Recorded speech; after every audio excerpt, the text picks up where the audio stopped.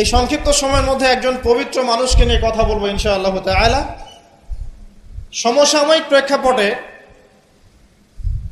বিশেষ করে শেষ 100 বছরে যখন থেকে অটোম্যান এম্পায়ারদের ডিফিট করা হয়েছে 1921 সালের পর থেকে এই ট্রেন্ডটা খুব বেড়ে গেছে। নবী করিম সাল্লাল্লাহু আলাইহি ওয়াসাল্লামের পবিত্র চরিত্র নিয়ে এখন যে যার মতো করে ব্যাখ্যা করার প্রয়াস পেয়েছে আর কি।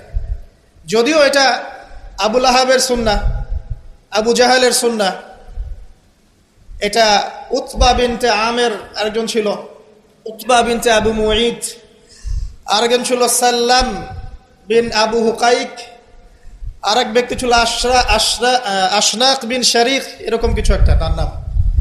তো এইসব মানুষরা ছিল আইয়ামে জাহিলিয়াতের মধ্যে। এই মানুষদেরই সুন্নাহ আর কি এখন নতুন করে চালু করা হচ্ছে বিভিন্ন জায়গায়, মুক্ত চিন্তার নামে, বাক স্বাধীনতার নামে, কলম চর্চার নামে, বিভিন্ন নাম দিয়ে আমরা এখন নবী সাল্লাল্লাহু আলাইহি ওয়াসাল্লামের পবিত্র চরিত্র নিয়ে যা ইচ্ছা তাই কথা বলার চেষ্টা করছি বা দুঃসাহস দেখাচ্ছি। তাব্বাত ইয়াদা আবি লাহাবি ওয়া তাব কি জন্য নাজিল হয়েছিল? নবী সাল্লাল্লাহু আলাইহি ওয়াসাল্লাম যখন সবাইকে সমবেত করে বলেছিলেন যে আমি যদি বলি তোমাদেরকে এই পাহাড়ের পিছনে শত্রুদল অপেক্ষা করছে, তোমরা কি আমার কথা বিশ্বাস করবে? সবাই বলেছিল যে আমরা তোমাকে আল আমিন বা সত্যবাদী বলে জানি, অবশ্যই তোমার কথা বিশ্বাস করব। তখন তিনি বলেছিলেন কুলু লা ইলাহা ইল্লাল্লাহ তুফলিহুন, তোমরা শুধু বলো লা ইলাহা ইল্লাল্লাহ, আল্লাহ ছাড়া কোনো ইলাহ নেই, তোমরা সফল হয়ে যাবে। এটা আইয়ামে জাহিলিয়াতের কথা। আবু লাহাব তালি দিয়েছিল, হাত দিয়ে তালি দিয়েছিল এবং ঢিল নিক্ষেপ করেছিল, নবী সাল্লাল্লাহু আলাইহি ওয়াসাল্লামকে কষ্ট দিয়েছিল। আল্লাহ পাক সূরা নাজিল করেছেন তাব্বাত ইয়াদা আবি লাহাবি ওয়া তাব, ধ্বংস হোক আবু লাহাবের দুই হাত এবং সে নিজেও ধ্বংস হোক। কিয়ামত পর্যন্ত এই পৃথিবীতে যদি একটা মুসলিমও বেঁচে থাকে এবং সে যদি কোরআন পড়তে জানে, সে আবু লাহাবকে এই সূরা পড়ার মধ্য দিয়ে অভিশাপ দিবে ইনশাআল্লাহ তাআলা। এটা নবী সাল্লাল্লাহু আলাইহি ওয়াসাল্লামের শান, তার মর্যাদা। সে শুধু একবার বলেছে হাততালি দিয়ে, এই কথা বলার জন্য আমাদেরকে ডেকেছিলে? এই কথা বলার জন্য আমাদেরকে ডেকেছ?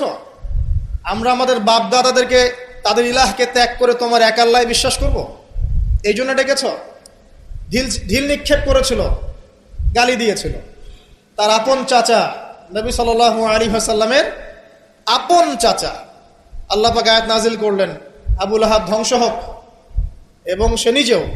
মা আগনা আনহু মালুহু ওয়া মা কাসাব, তার এই সম্পদ এবং সে যা অর্জন করেছে পৃথিবীতে, এগুলো কোনোই কাজে আসবে না। সায়াসলা নারান যাতা লাহাব, শীঘ্রই অচিরেই, সায়াসলা অচিরেই সে প্রবেশ করবে এমন আগুনে যে আগুন লাল অগ্নিশিখা নির্বাপিত করছে। সাথে ওয়ামরাতুহু, তার স্ত্রীও, হাম্মালাতাল হাতাব, যে কিনা কি করত? হাম্মালাতাল হাতাব, খড়কুটা বহন করত, নবী সাল্লাল্লাহু আলাইহি ওয়াসাল্লামের আঙিনায় ফেলতো। ফি জিদিহা হাবলুম মিন মাসাদ, তার গলায় থাকবে খেজুর পাকানো রশি, এটা দিয়ে আযাব দেওয়া হবে, নাউযুবিল্লাহ। কিয়ামত পর্যন্ত যত মানুষ বেঁচে থাকবে মুসলিম, যারা কোরআন পড়বে, ছোট হোক বড় হোক, ধনী গরিব, সাদা কালো, যে কোনো জায়গার, যে কোনো জাতির, যে কোনো বর্ণের, যে কোনো রঙের, আবু লাহাবকে সে কিয়ামত পর্যন্ত গালি দিতে থাকবে। এটা আল্লাহ পাকের বিচার। আর পরকালে তো তার জন্য যন্ত্রণাদায়ক শাস্তি অপেক্ষা করছে। আরেকজন ব্যক্তি ছিল যার নাম উতাইবা, এ আবু লাহাবেরই ছেলে। একদিন নবী সাল্লাল্লাহু আলাইহি ওয়াসাল্লামকে সে গিয়ে বলছে ওয়ান নাজমি ইযা হাওয়া, এই সূরার এই প্রথম দিকের আয়াতগুলো আমি বিশ্বাস করি না। এক পর্যায়ে নবী সাল্লাল্লাহু আলাইহি ওয়াসাল্লামের সাথে বাকবিতণ্ডা করতে লাগলো। আমাদের নবীজি তো তর্ক করতেন না, স্বল্পভাষী, মিষ্টিভাষী, নরম মানুষ ছিলেন, তর্ক করতেন না, নিজে কাউকে কখন একটা থাপ্পড়ও দেননি, এমন মানুষ ছিলেন। তো সেই মানুষটাকে সে মুখে থুতু নিক্ষেপ করেছিল, তবে এই থুতুটা তার মুখ পর্যন্ত পৌঁছে নাই, আল্লাহ পাক পৌঁছাতে দেননি। আরো কষ্ট দেওয়ার জন্য তার জামা টানা হেঁচড়া করছিল। আর রাহিকুল মাখতুম বইয়ের মধ্যেই আছে, পড়ে দেখবেন। আল্লামা সফিউর রহমান মোবারকপুরি রাহিমাহুল্লাহ রচিত আর রাহিকুল মাখতুম, যেটা 1187টা বা 85টা বইয়ের মধ্যে ফার্স্ট প্রাইজ পেয়েছে, প্রথম স্থান অধিকার করেছে এই বই। এখানেই লেখা আছে। তো নবী সাল্লাল্লাহু আলাইহি ওয়াসাল্লাম কষ্ট পেয়েছিলেন। কষ্টে তখন তিনি বলেছেন আল্লাহর কাছে, ওই মুহূর্তে বলেছেন, আল্লাহ,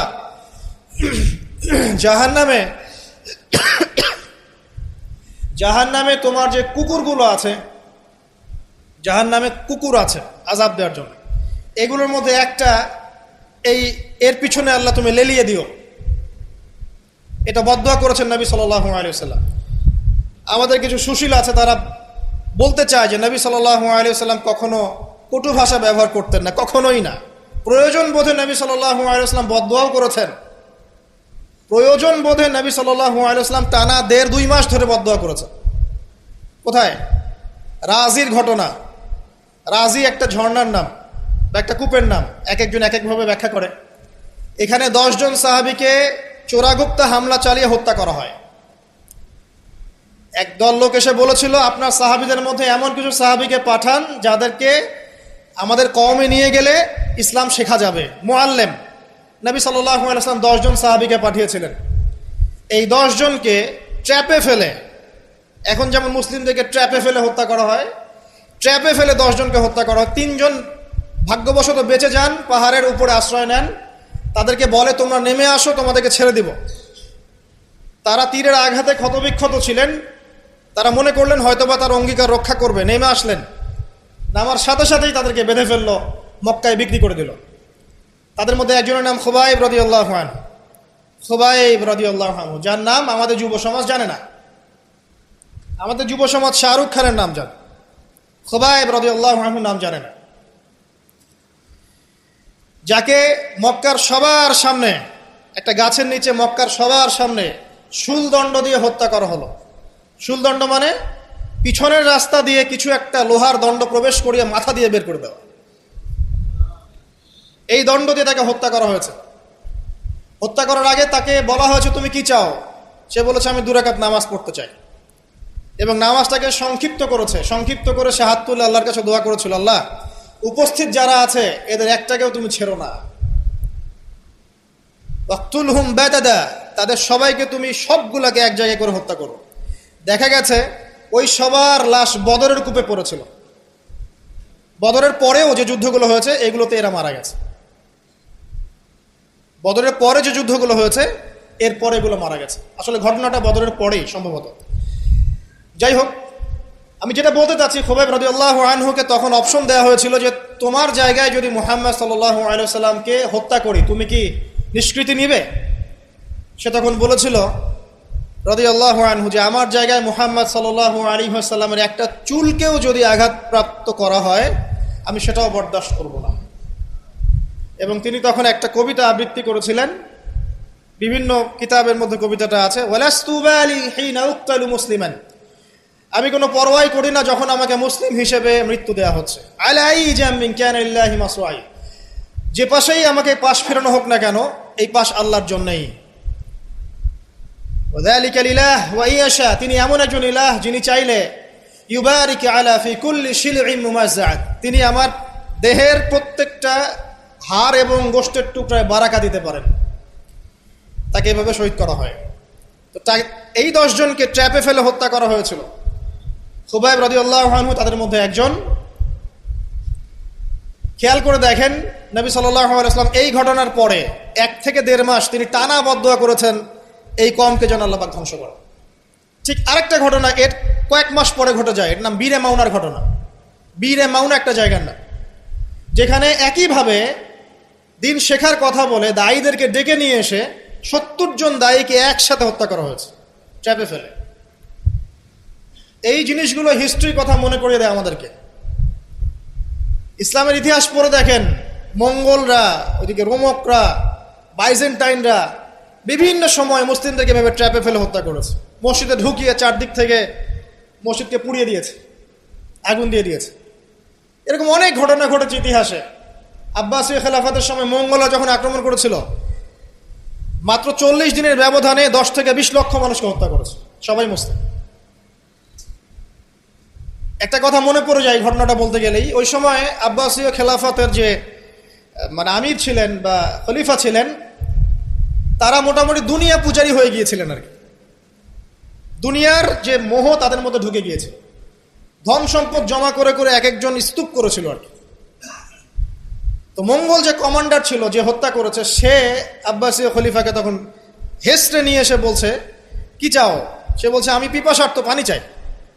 ওকে কারাগারে নিয়ে গিয়ে ওর মুখটা দুজন মিলে খুলে, দুজন দুদিক থেকে ধরে সোনার কয়েন ঢালা হয়েছে গলার মধ্যে।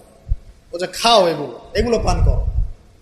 ওই মঙ্গল কমান্ডার, যে মঙ্গল, ওই যে হালাকু খায়ের নাম শুনেছেন, চেঙ্গিস খা হালাক, ওদের বংশধর, সে বলছিল যে এই যে ধন সম্পদগুলো তোমরা জমা করেছিলে, মুসলিমদেরকে বলছে, মুসলিম খলিফাকে, এই ধন সম্পদগুলো তোমরা যে জমা করেছিলে, এইগুলো যদি নিজেরা জমা না করে তোমাদের জনগণের কল্যাণে ব্যয় করতে, তারা আজকে তোমার পক্ষে যুদ্ধ করতো। এখন এগুলো খাও, পানি নাই। মঙ্গল কমান্ডারের কাছে শিক্ষণীয় বিষয় আছে না? যেটা বলছিলাম, নবী সাল্লাল্লাহু আলাইহি ওয়াসাল্লাম ক্ষেত্র বিশেষে বদদোয়া করেছেন। এই ব্যক্তির সম্পর্কে বদদোয়া করেছিলেন যে, আল্লাহ আমাকে কষ্ট দিয়েছে, আমার মুখে থুতু নিক্ষেপ করতে চেয়েছে, আমার পোশাক ছিঁড়ে ফেলেছে, আল্লাহ তুমি তোমার জাহান্নামের কুকুরের মধ্যে একটা কুকুরকে দিয়ে খাইয়ে দিও। এই ব্যক্তি সিরিয়ায় গিয়েছিল ব্যবসা করতে, হঠাৎ করে রাত্রেবেলা দেখে চারপাশে বাঘ। আর এগুলো কোনো গাল গল্প নয়, হঠাৎ করে বাঘ চারপাশে। সে বলছে, আমি মারা যাব। তার সঙ্গী সাথীরা বলছে যে, আমরা তো এখানে আছি, কোনো সমস্যা নেই, আমরা তো কিছু দেখতে পাচ্ছি না। সে বলছে, না, আমি যা দেখতে পাচ্ছি তোমরা দেখতে পাচ্ছ না। রাতের অন্ধকারে ঠিকই একটা বাঘ এসে তার গলা গর্দান ছিঁড়ে নিয়ে চলে গেছে। ওই যে বদদোয়া নবী সাল্লাল্লাহু আলাইহি ওয়াসাল্লামের, এই যে ফল। আরেকদিন নবী সাল্লাল্লাহু আলাইহি ওয়াসাল্লাম নামাজ পড়ছেন কাবার হাতিমে, সেজদা দিয়েছেন।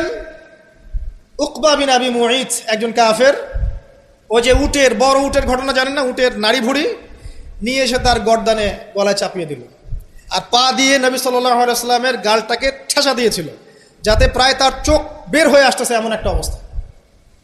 যদি কাউকে এভাবে চাপ দেওয়া হয় খুব জোরে, চোখটা লাল হয়ে যাবে না? এইভাবে স্পষ্ট লেখা আছে সিরাতের গ্রন্থগুলোতে।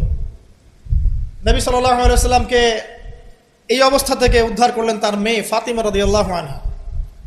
আল্লাহর নবী প্রচন্ড কষ্ট পেলেন এই দিন, প্রচন্ড কষ্ট, এবং হাত তুলে তিনি একটা একটা করে নাম উল্লেখ করতে থাকলেন। আল্লাহ, আবু জাহেল ইবনে হিশাম, উকবা বিন আবি মুঈত, উতবা, শাইবা, রাবিআ, নাম উল্লেখ করতে থাকলেন। আল্লাহ, এদেরকে তুমি ছেড়ো না, এদেরকে দেখে নিও।